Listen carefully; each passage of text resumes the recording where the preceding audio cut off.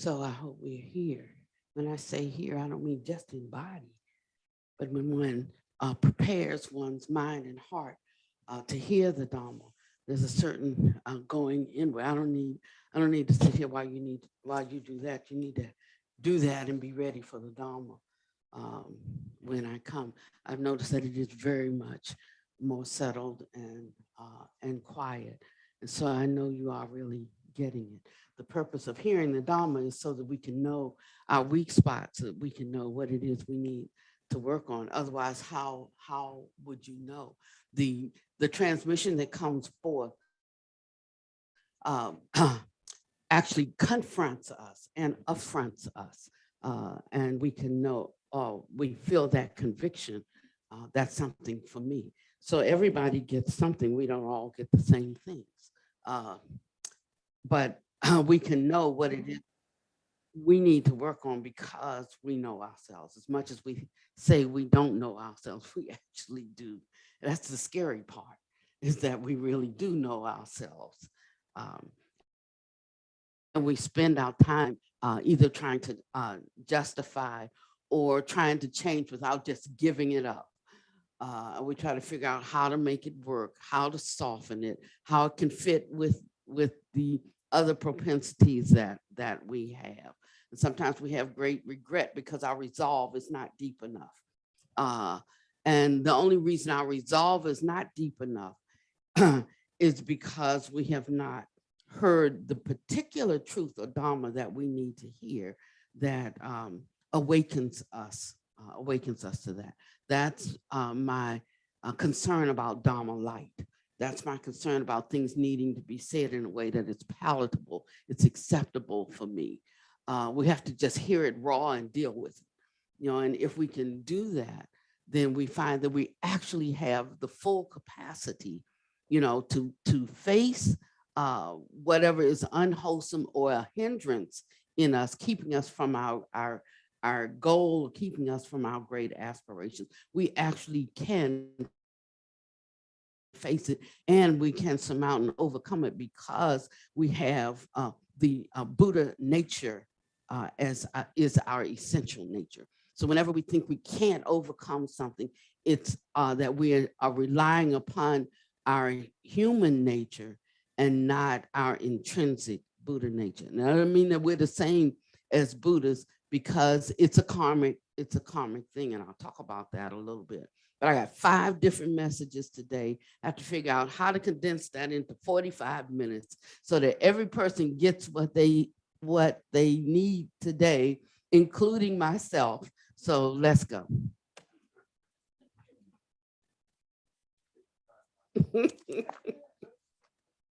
Oh, it's hot in this seat. I can tell you, and that, okay. I'm saying that coat you have on. We were in the recording studio yesterday. I mean, it was hot in there, because it was a great day yesterday. And we had a coat on. And I'm like, what is wrong with you? He said, it's cold. I was like, where you from? He said, God. I thought, okay, I get it. Well, first he said, Washington, D.C. I said, I am too. And this is hot. He said, well, but originally from Ghana. I said, okay, I'll give you creds on that one. I'm ready.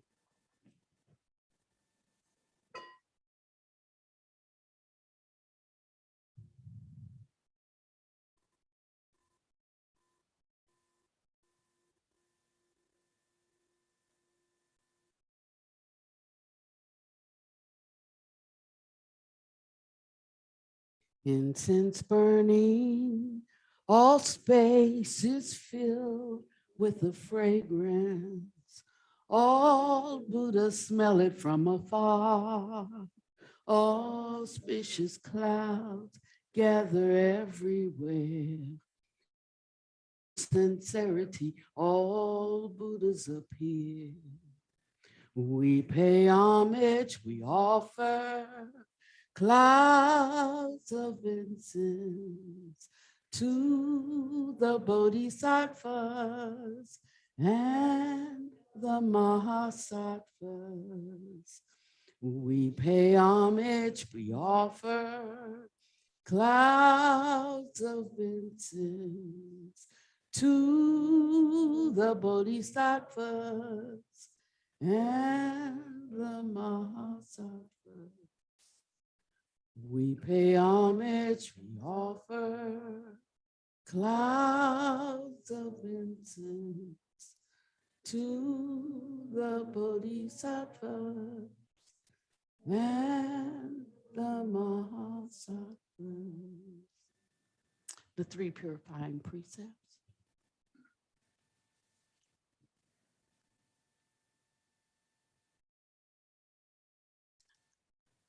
I vow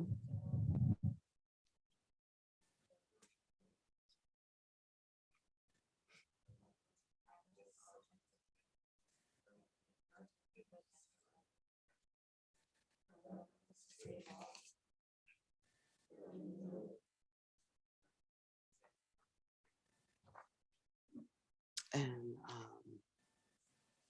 the Dharma lecture, one that comes before the Dharma lecture, opening the Dharma.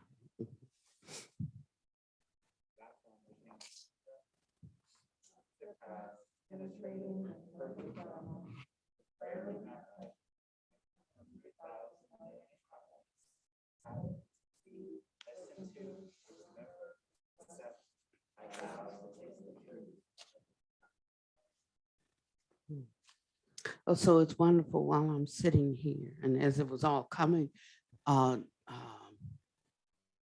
like tumbling out, telling this, telling this, telling this. I was like, we're like all over the place. But now that I'm sitting here, it's like all falling into place, and I'm happy about that. And so I was talking about the necessity of listening to Dharma because it pricks our conscience at that moment. It's almost like a spotlight is on one, and one knows that that's for me.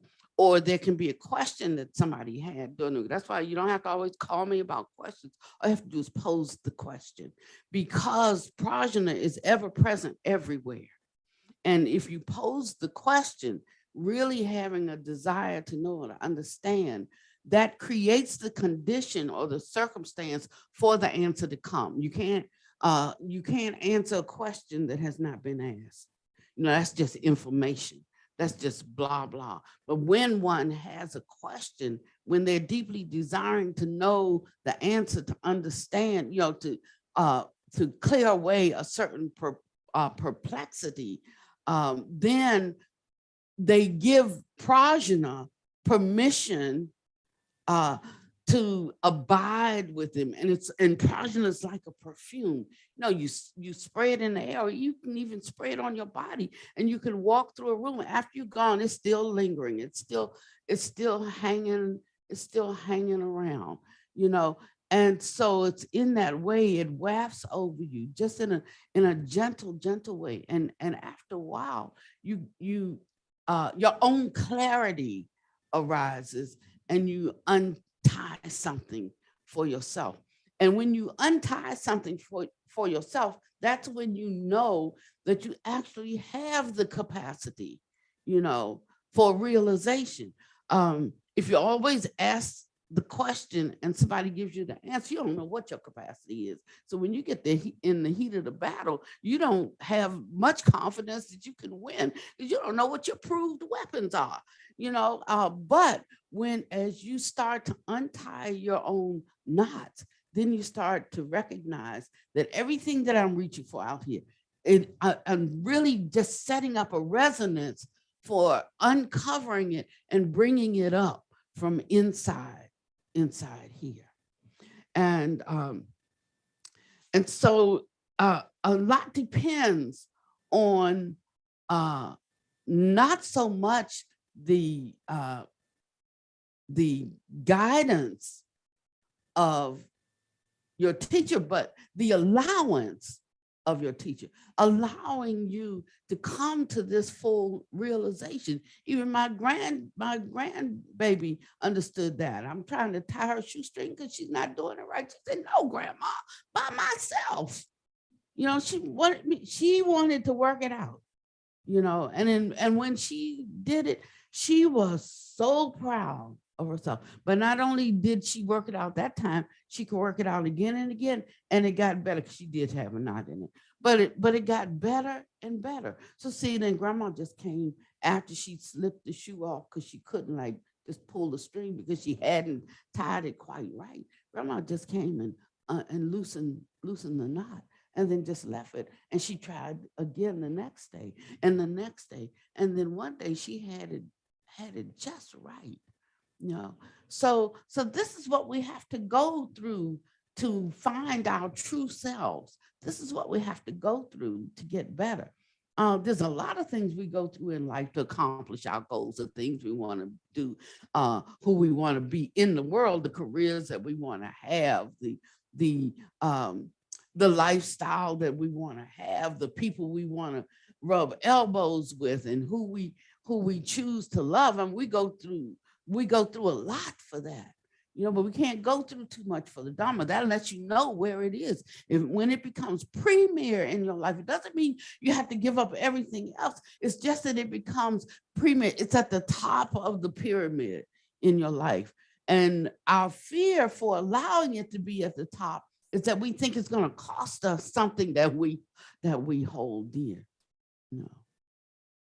We think it's going to cost us. It doesn't cost us something that we hold dear in the sense that we think of holding things dear. It's true, the Buddha said, suffering is born from those who are dear, but it has not discouraged anybody from looking for a mate, looking for a partner, looking for, that it doesn't discourage you from that.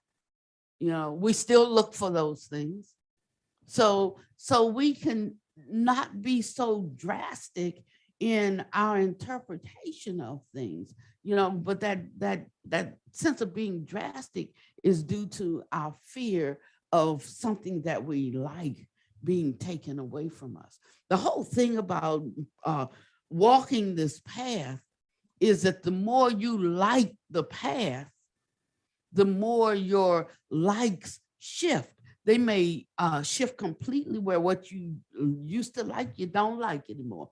They may shift in lesser degrees than one is not controlled by something, or the one is not motivated even by something. They just do it out of the goodness of their heart. Or even better than that, they just do it because they see that it needs to be done. They don't have to have any particular love for it. I don't have to love somebody to help them, If I can look and see somebody needs help, whether they're friend or whether they're foe, it's my nature to provide assistance. Love. It's like, what's love got to do with it? So we like hung up on certain views about things that's really, it sounds good. But if one really truly understands that the nature of goodness is goodness, then goodness doesn't have to like develop love. You understand what I mean? Do you? If not, don't understand, ask the question. So if we allow the Dharma to do what it does, it's like leavening, it's like, what's that, yeast, and you put it in the bread and it breaks down something. I don't know what it breaks down. I had a bread company, didn't need to know. All I had to do was follow the instructions. And we made excellent bread. People couldn't wait until our bread hit the shelf. It was just the making of it that got to be a little too much for me. But when we did it, like I'm doing it for a whole different reason, not because I wanted to make bread, but because I wanted to help the youth. I wanted them to train at something that wasn't readily available, which was gluten-free bread. That now is everywhere, but then it wasn't, So I just went and Googled gluten-free and the pros and the cons and, all of this stuff, wrote a program, sent it in, got funded for it, started a bakery. And so I didn't know that much about anything, except I wanted to have create a career path for the children, you see. Then we put out samples, and we had 100 people test the bread, to see what they liked, what they didn't. We had like 20 different kinds. We dropped that down to 10 kinds, and I dropped that down to 5 kinds. And then that was it, So this was all like really, really technical, and it was for the sake of the children. It wasn't about bread at all. So we don't have to get caught up on exactly what we're doing, what we're offering. We need to know what our motivation is and what our intention is, and that becomes the dharmic work. Even though we may put out something, we may offer something, and we may offer great songs. We may when we find a need and we take care of that need, that is the call of a bodhisattva. And that means it doesn't matter whether in being a part of taking care of that need, I'm the head or I'm the tail. I scrub the floor, scrub the toilet, or I'm the spokesperson. It does. I work with the children, or I work behind the scenes, making sure that what they need is there, so that program can go forth, so that their deliverance can come. But we compartmentalize. This is spiritual. This is worldly. This is, I feel like I'm doing something, for the Dharma, or I'm helping people. This is like a task. But when every task becomes just your movement in exercising the Bodhi mind, then one knows that one is getting into the right space. It's not just the things we like, it's not just the things we want to do. It's just not just our romanticism with certain things, but all of it. And then one job is the same as the other, because one's eye is on the goal. So Buddha Master was talking in one of his lectures. This is one of my favorite ones, because what brought me to Buddhism was I knew I was making great progress in Christianity, but a few things were seemed to be a little mixed up through my direct experience. There was something obviously I did not understand. There were other things that I understood, and I couldn't understand why other people didn't understand it, because they weren't like walking that out.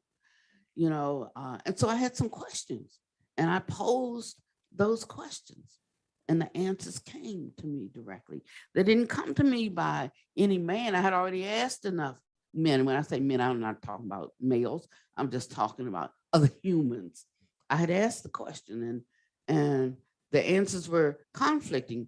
Even if they were all in agreement, they weren't satisfying to me. They didn't scratch my itch. They didn't put me in a place that I was any further along, just still perplexed. So then I had to take my question to the great beyond, and I just posed the question, and the answer came. Not only did the answer come, and it came immediately, because I was all the way in, not tiptoeing around the edges, like for a little while I'll be here, for a little while I'll do this, and then I ultimately want to do something else. It's like, this is all there is. Now is all there is, and I'm all in, and wherever this takes me, I will go. But I'm not setting up my future. I have no future. I only have now. And if I can't get an instruction now, I'm sunk, because I only have now. Actually, you only have now. Even though we say we know we could die at any time, and we're not, we're not future pacing. We're always future pacing. We're always thinking about tomorrow, or what I need, or what I will be, or what I will have, or what I will do, or where I'll go, or what that will look like, and how that will be. We're always future pacing. It's just that if we're confronted with the questions, oh, no, not me, living in the now. Now is all there is. We sing the song, and so, and it's in these ways that we fool ourselves. But when it gets articulated, one can find themselves and know, yeah, that's me. That's me. And so we tend to associate with people who think like we think. Birds of a feather flock together. I don't even have to know you. If I know anybody in your group, I know you. If I look and see who gets close to each other, you know, if I know one of them, I know the other one, because birds of a feather flock together. Because we look for people who are similar in thought, similar in view. Our inquisitiveness does not go beyond our likes, our rathers, our preferences. And so we have to constantly be looking at our preferences. We all have preferences. That's part of the, you know, the samsaric MO, is that we have preferences. If we didn't have these things, we wouldn't be here. There's a kabillion worlds to be in besides this one. And the whole expanse of the universe. And in a very light way, the Buddhist cosmology breaks down these realms of these worlds into 31 planes, and then beyond that, the pure abodes.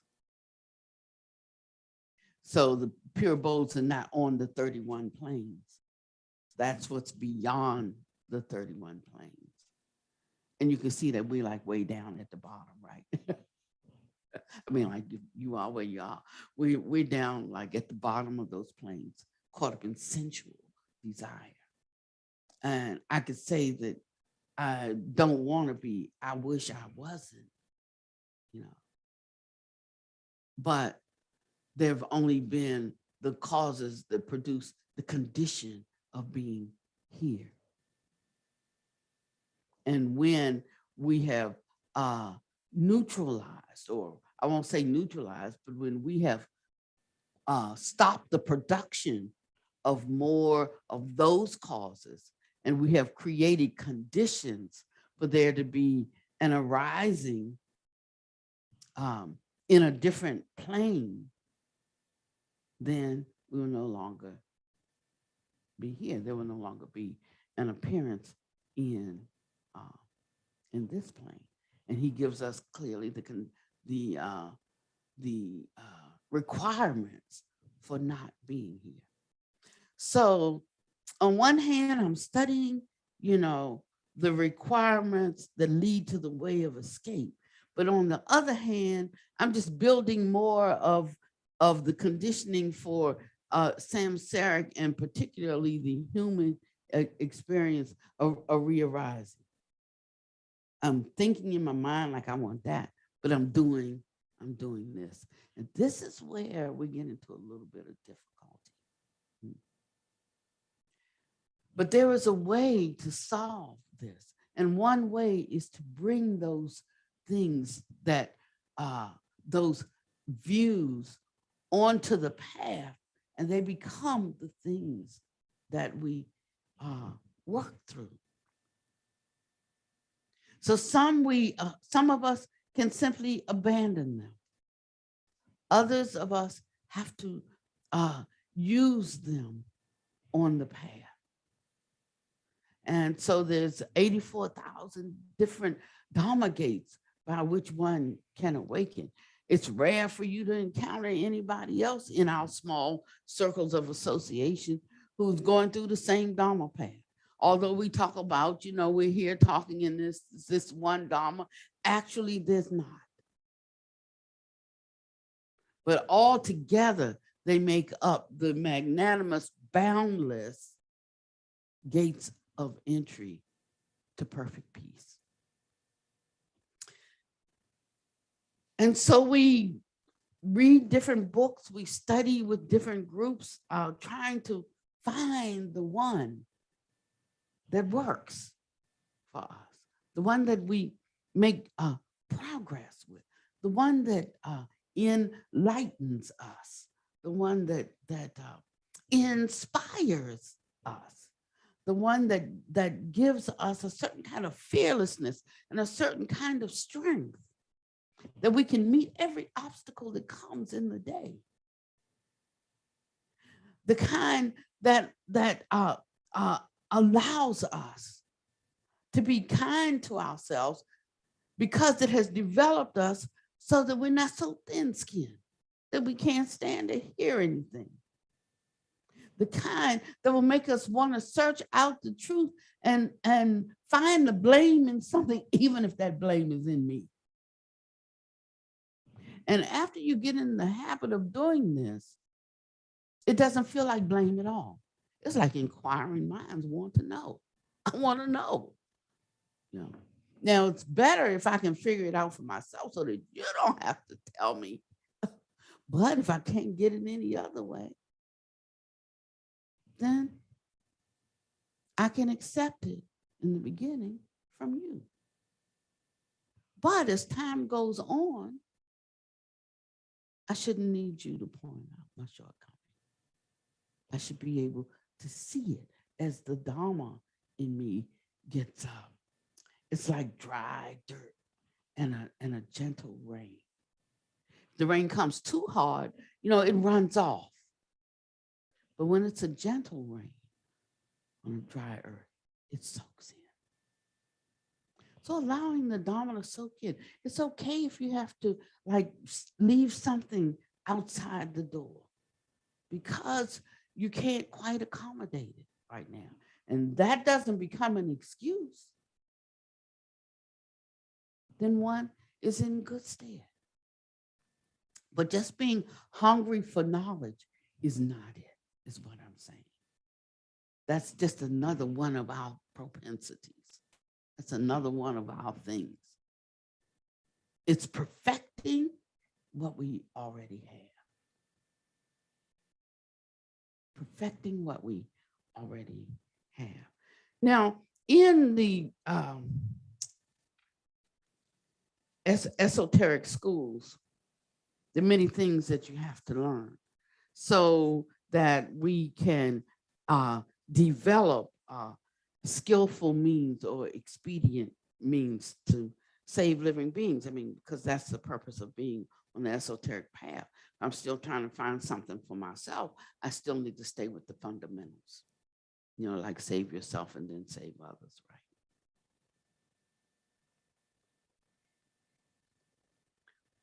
And saving yourself first doesn't mean wait until you become a Buddha, okay? I mean, can't use that excuse.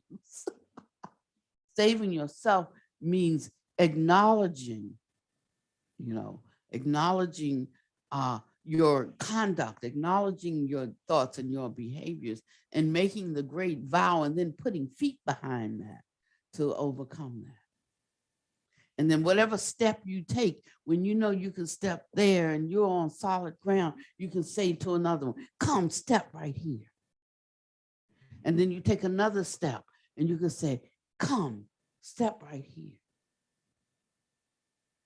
And they can trust you. Sometimes as I'm working with Panya Deepa and he's not sure that he can move that foot because sometimes he has depth perception problems. He doesn't know. And I'll say, take this step, take the next step. And he'll go to take a step, but he doesn't know where to put the foot down. He can't find the ground, and I'll touch the floor right here, step right here. And he said, okay, and he'll step right there. But he gotta trust me to do that, you see. And that's why you need to be in a place with people that you can trust, with a teacher that you can trust. And you have to be studying a Dharma that you can trust. If not, it doesn't mean there's anything wrong with the Dharma, and it doesn't mean that there's anything wrong with you.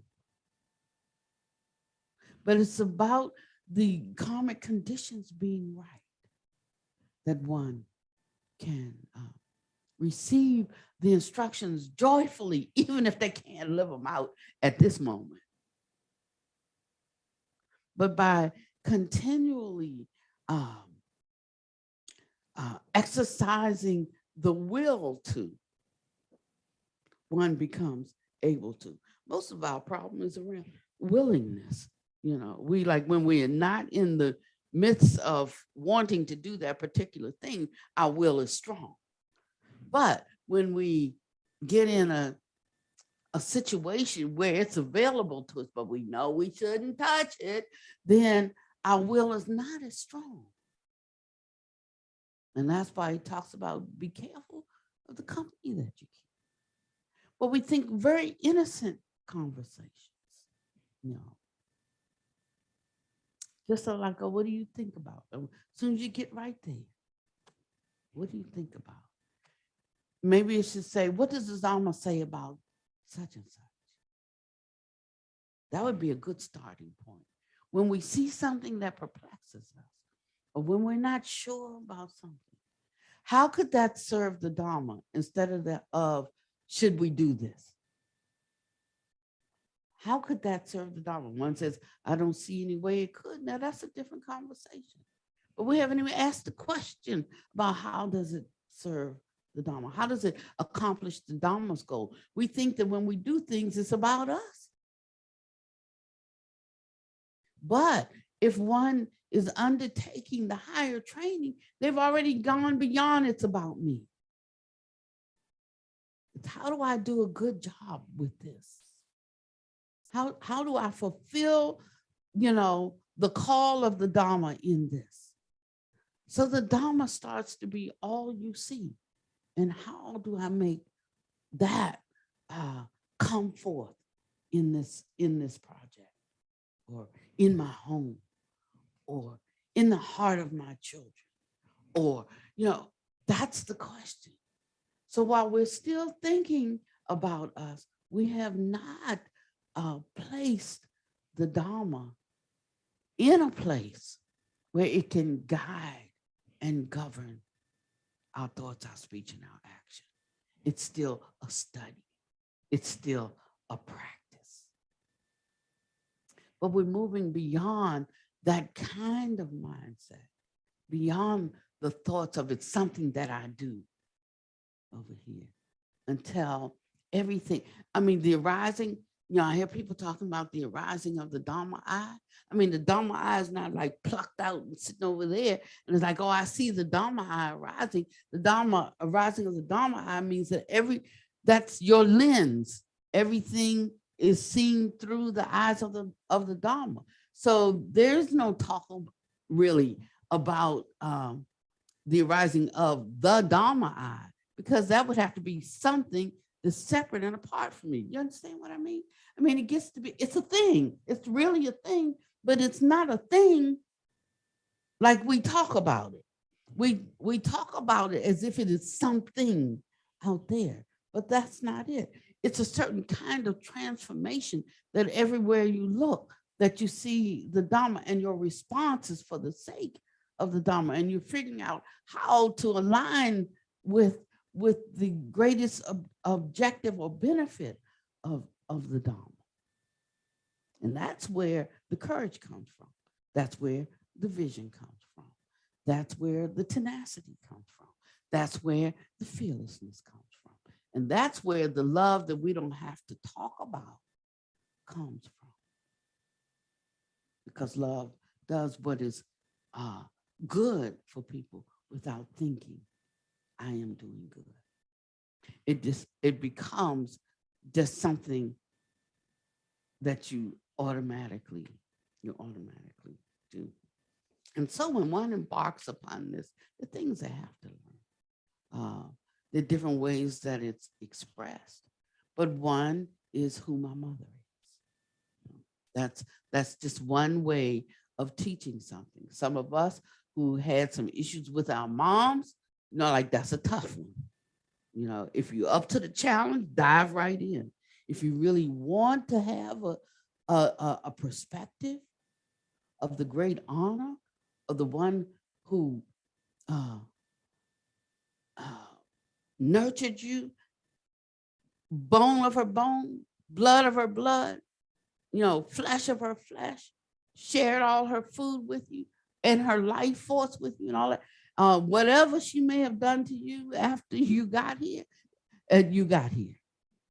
And there is still a certain amount of honor and respect that goes with that. So then one has to look for another way. I have to give up blame around that, and so it doesn't matter whether you had a good mother or you had a not good mother. She's the primary cause for your being here right now. And she could have had issues with her mother the way you have them with your mother. Or she could have had other challenges that you didn't know about that influenced her, that made her like she is. So now you can kind of see why you're like you are. And then you can be more gentle with yourself. And you can also become more gentle with her and realize that there are causes and conditions that have made you both the way you are. But being willing to lay down the offense is what's required. Being willing to lay down the offense is the beginning of the way out. There was a time in psychology, like we started, everybody blamed, it was all the parents' fault. Everything wrong with us, it was the parents' fault. When I was coming up, we didn't have that psychology. We had spare the rod, spoil the child. I beat my child so he wouldn't get out in the street and act out, and somebody else beat him who didn't love him. It's like, you do this, what you're going to get is a beat down. It feels like this. And I gave him a demonstration. I said, now, I love you, but when they get out there, they're not going to stop with the beat down. They're going to stomp you, and somebody might kill you with that attitude. You got to change that. And then there was discipline. And of course, I know you can't do that today because they'll lock you up for that until you turn 17. Then they'll send you to war.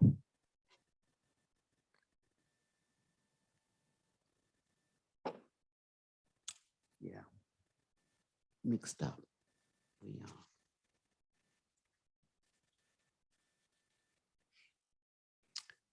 And so there's a lot of additional training that one must undertake, this higher training. And the esoteric school is truly remarkable because now we're honing skills.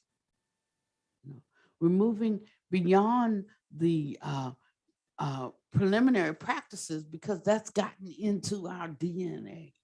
And we're like automatically flowing in certain ways. We already have enough strength to resist certain things. We can recognize our shortcoming even if we can't surmount it at the moment, but we can see it. And then when the life raft is thrown, we can grab it. We don't say, no, I'm waiting for a helicopter. We can grab that life raft and we can allow someone to pull us to shore. Otherwise, we'll find ourselves roaming around out in the street, lost and suffering, but holding on to our pride.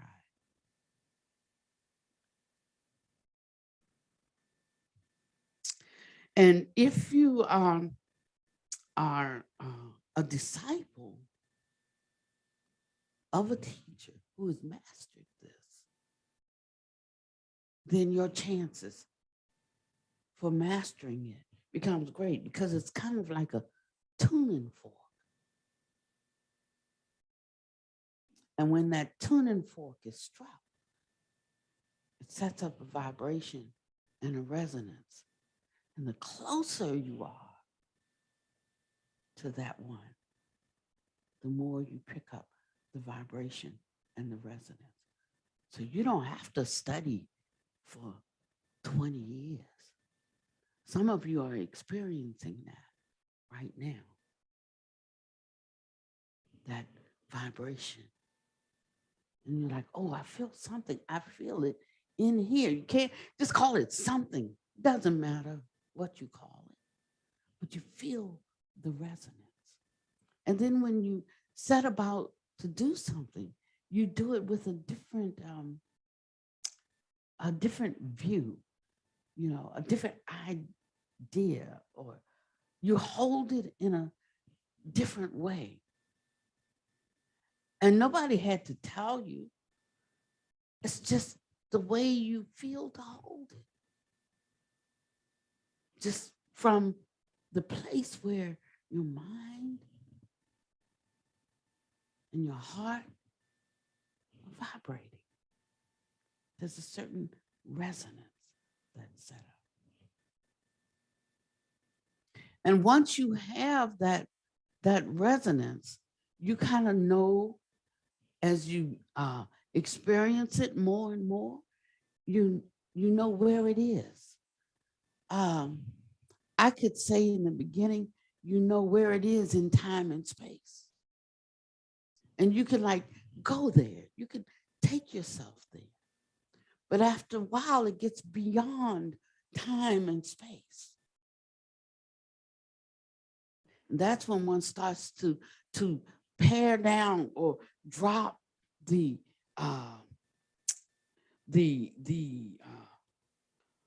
it's like windows of delusion. And you could see something over there, but you are trying to get there, but you hit something. You could see it, but you can't get to it. But after a while, as that resonance sets up, one finds the capacity to move through that invisible barrier, and one finds themselves on the right side of things. One finds a depth of understanding and there's a safety that comes with this because the knowing is so sure. Now, this is where it's important to know who you hang with. Because if you don't have the same resonance, you know, then you're going to get a disturbing signal. Nobody said anything. Nobody told a secret on you. Nobody whispered something about you. You know, it's just a different resonance, a different signal, and you can know. Now, you may not know where the dissonance is coming from, but at least you can recognize dissonance. And the thing is, if you don't take care of dissonance, it becomes more and more discordant. And before you know it, it's like when I was a baby, we had a toy. It was called a top, a spinning top, and it was shaped like a pendulum. You know, it was round metal toy, and you pumped it. And the more you pumped it, the faster it would spin. And when it was spinning really, really fast, you pump, and take your hand off, and it would just twirl. It would twirl. But then after a while, meeting the resistance and the friction of the air and so forth, it would start to slow down. And the more it started to slow down, the more it would start to wobble, and it would wobble until it fell over on the side. And that was the end. And it's kind of like that. You know, there's not a thing in our worldly experience that we can't use to understand ultimate things. If we make the association, it's as simple as that. So whenever I'm really perplexed by something in a spiritual sense, I'm looking to see it in the natural. And then I can relate it to the spiritual, and I can make that leap. And sometimes in doing that, I might draw the wrong inference. Like, I thought only blue flames burned, but not red ones. If I put my hand in the fire and the red one burns, but now I know. You know, so sometimes I have to learn by experience. We all do. But that doesn't have to be something that destroys our faith or confidence in the path, because it is a path of learning. Then it's a path of higher learning.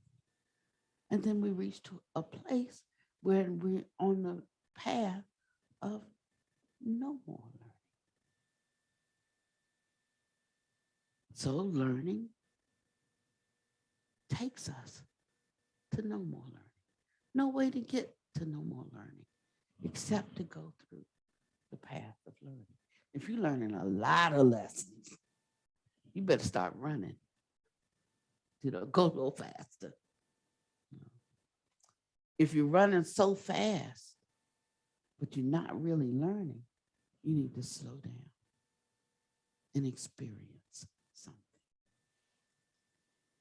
If your knowledge is not keeping up with your experience, then you have a choice of running faster, learning more to catch up and say, oh, there are a lot of things that I learned on this path through experience that I didn't have an understanding of. I would ask the question. Some of those things I didn't get the answer for 20 years, 10 years, 5 years. Some I thought I needed the answer tomorrow, or I just can't breathe. I need the answer tomorrow. And I didn't get the answer the next day, and I still breathe. So some of it is learning patience. Patience is a perfection. We want things, but we don't want the patience. I was reading in the Bible one day, and it said that patience comes through, it said get patience, and that you learn patience through persecution. What do I want that for? If I got to go through trial. So when we were talking about all the good qualities, I just struck patience. And I was like, I don't want that one. But there's no way around it, no way to avoid it. So here I am still having to learn and apply patience. And it's a hindrance. I can tell you, it's a hindrance for me. It makes me step out sometimes and then become perturbed because I want somebody with me to run faster, but their muscles aren't exercised that way. And so instead of me slowing down to step with them, I'm like, come on, can't you run faster? And there's an agitation sometimes. So I have to learn it. There's no way around it. So best to learn all of this early on, because then you won't create the circumstances where you have to learn it later on, because you might be in the heat of the thick of the battle at that.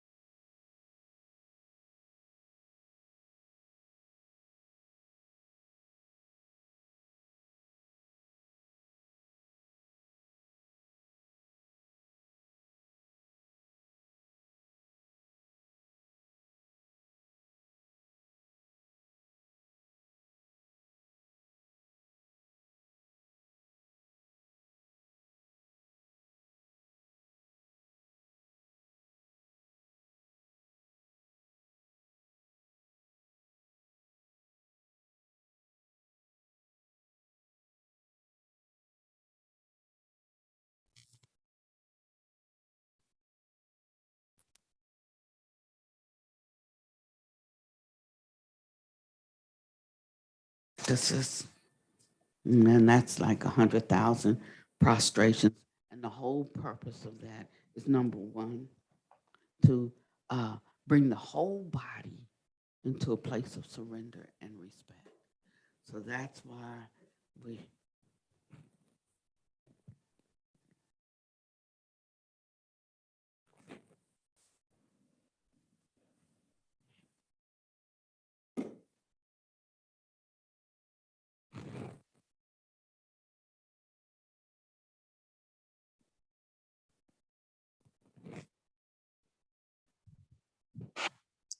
Uh, 100,000.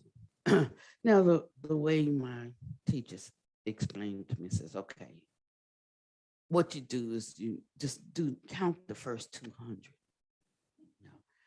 Time yourself. Know how long it took you to do 200. And thereafter, you don't have to count, you know, or you could count the first 100, or you could count the first 50, or you could count even the first 10. But I'm going to tell you about 10. 10 is when you like at the beginning of the game, you know, like you like all committed, dedicated. Oh, this feels so holy and righteous. And, you know, by the time you get to 200, you kind of like going like this. So I would recommend the 200. Uh, and then after that, you time yourself. I'm going to do my practice for the next, if it takes you whatever, 40 minutes or 30 minutes. I'm going to do 30 minutes of prostration. And we do the best we can.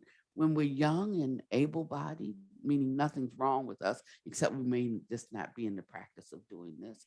We start with the standing prostration, then knees, full prostration. As you start to age, and this has not been your thing, it becomes less likely you can do this successfully and not damage yourself. So maybe one starts from the floor on their knees. Oh yeah, regretful that I can't give the full prostration, the full honor, but this is the best that I can do. Some of them, like me, I couldn't even get on my knees. I got bad knees when I started this. So I was sitting cross-legged, you know, I would sit cross-legged and do my prostrations. And so the thing is to have a sincerity about it, to understand why you're doing it. There's something about understanding why you're doing it that brings a love for it. It frees the heart. And this I am committed to. Now, in addition to the 100,000 prostrations, it's 100,000 water offerings. And the reason why I don't have the water offerings here is because, like if you go to my Master Zizi's temple, she has water offerings like in the shrine room. They're everywhere. I'm talking about big old bowls of water like this that hold a gallon. And there is a nun there, Sister Sonia, and that's what she does. So she starts early in the morning. While, when we would go there in the morning, prayer started at 6 o'clock. By that time, she's filled up jugs and jugs and jugs of water. And she starts emptying the water from the night before, filling the jugs in the morning. There's something that you do when you're actually filling the jugs in water. There's a particular mantra, there's a particular mudra that you do. So while I was there, I thought, oh, that looks so, it was just so beautiful. I said, can I help you? And she said, yeah, you can start by filling the jugs. Like, I didn't want to fill the jugs. I wanted to be at the altar doing that thing that looked so beautiful and so pure. It's all. But I went on and was wrestling with those jugs of water. And after, I think just one day or maybe 2 days,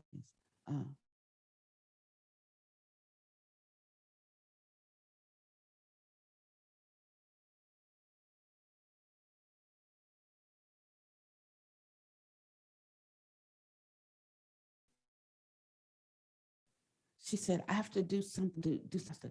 Come.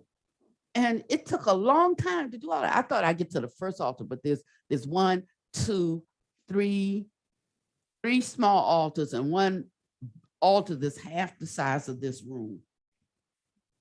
And this guy, I don't know how many jugs of, how many water bowls. And I thought she'd come while I was on the first one or second one at least. But she didn't come. And one day of doing that, I did not want to do it anymore. I said, okay, I will lose my peace. That I couldn't do it. So what I set up in the Vajra Hall was the 8 auspicious offerings with the 2 water bowls, water for the hands, water for the feet, and then the other instruments of fortune, right? Because that's also one can do. I'm saying do what you can do, that you can do with sincerity and with great devotion. That's what's important. It is the aspiration and the inspiration for devotion, not just getting, initiations or getting things. There's the 100,000 recitations of the 100-syllable mantra. And that one's pretty good. And when we have sometimes a chanting ceremonial, when we're doing a novena, I think when we do a novena, we don't chant it when we do the novena. Well, if you start doing one of these practices, like the Kuan Yin practice, it's in the Vajrasattva. I don't do the Kuan Yin practice. I do Spana Varana Vishkavam practice. It is in there, but it's one kind.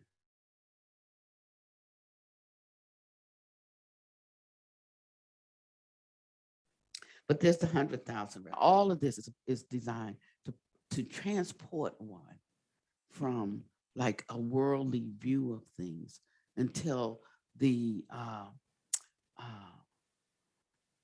that what you see is inspired with love and devotion. That's the whole purpose of it, to perfume the room, to give you a certain fragrance. So one begins to change in their views. So Buddha Master says it's good, learning this Dharma is no trifling matter. And you could think then, how are we going to learn it? How are we going to learn all the treatises that have to be learned and go through all of these procedures that we have to go through? And he says, here's the difference. I offer the inner tantric Dharma, so you don't need to learn all of those things. If you have encountered my teachings, that means you mastered them in a previous life. And that's why when he would get ready to do an initiation, and he would initiate certain of his masters and give them the permission to initiate. It says when they do it, it's as if I have done it. So after a while, he was no longer, except for his top level, masters. He would only give certain initiations to the top level masters, and that's how the empowerment or the transmission passes down. So you don't have to worry. You just have to have a master who has the empowerment and the authority to give it. Now, there are other ways to get it, though.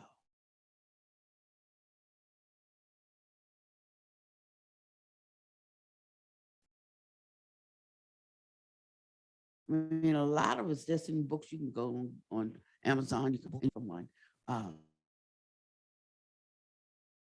who can offer the, empowered by the Buddhas and the Bodhisattvas.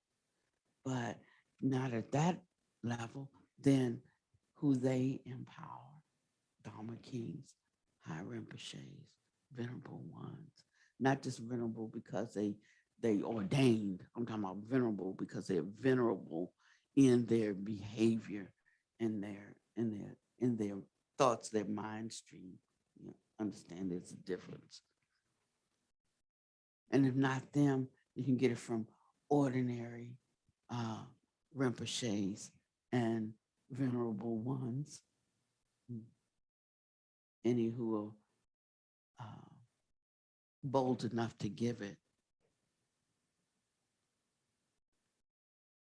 And if not them, you can get it from, this category we call a Dharma, what we would call a Dharma teacher within Esoterica Mahayana. Now, of course, Dharma teachers are are sort of like at the highest rank in some of our traditions, but not in the Buddhist tradition. Okay, so, and then if you can't get it from them, some people have published them in books, and you can get them from books. And he says that the quality of it and the penetrating power of it depends on who you got it from, where they are actually in their practice. And so that's the only difference. And so I think that it's important to know that all of you hearing this Dharma, regardless of where you are right now, even Dalai Lama, and they tested out things, they found him, and I'm ending, they found him when he was 2 or 3 or 6. I mean, he was a baby. I can tell you he couldn't teach you any Dharma, okay? And he didn't know anything except that he was who he was, and the little baby, So it's not a matter of that. There is another process by which we determine, what stature we have. And one of Buddha masters is, there's no way that you could be in an assembly to get my Dharma, because I don't teach ordinary. So that should give you some confidence that if you feel any affinity for the teachings, to know that you absolutely, the mind stream that you, whatever your name is, possess, has imbued in it the mind stream of a being in higher training. So you just have to get with the program. That's all I can say. We have nowhere else to go, because once we taste this, it's like can never go back. No place to go. So we have to ferry across. But be confident as you're doing it, that the more you cooperate instead of pulling against, the easier the journey is. Just go with the stream, is what I'm saying to you. Let these things come to you, these understandings, like gentle rain washing over your body on a warm night. Not through tussling and struggling, but laboring to enter into the rest that true Dharma affords. It's a new day. It's a new way. And as one starts to slip out of one's head, the kind of efforting that we used to do in trying to know, we begin to relax that, and we start to allow. And the wisdom will start to just rise up. And when you think you don't have it, remind yourself that you do, and walk away. Just leave whatever was troubling you, whatever was in your mind, and it will dissipate all by itself. And you'll start to know the power of your mind to influence every thought. And that's when you know that the true mind is not the Panyawadi mind, or the Santikaro mind, or the Joe mind. That's the deluded mind. And the true mind, with its true nature, will begin to rise up. And your confidence will grow, and your peace, and you'll start enjoying the present moment.